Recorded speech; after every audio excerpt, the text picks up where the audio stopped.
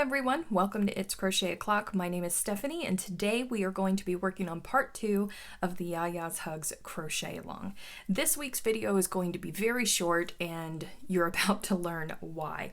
Last week we learned how to make the granny square as per the pattern, and this week we are going to be doing the exact same thing, only making smaller squares.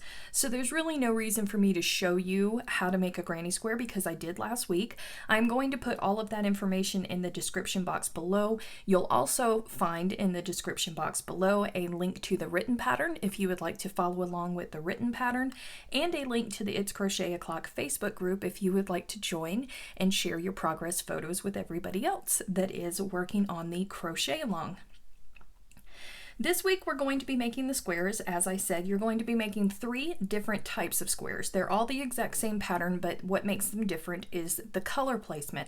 So this is small square number 1, and it starts out with color 1 in the center, and it alternates each round with color 1 and color 2.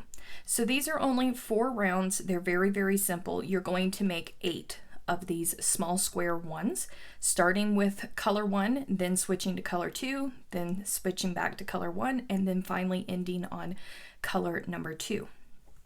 The second square is small square 2. This one is going to start out with color 2 in the center, and then switching just like we did with the other one. You're going to switch to color 1, then back to color 2, and then back to color 1 for the end. You're going to make 8 of these as well. And then for the final square, this is going to be our corner squares. This is small square 3. It starts out with color 1 in the center, and then you have 2 rows of color 2, and then you're going to end with color 1. These squares are going to be our corner squares. We only have 4 corners, so you are only going to make 4 of these squares. And that is your week 2.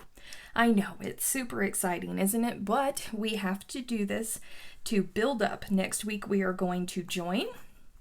So just to recap, 8 of these, 8 of these, and then 4 of these.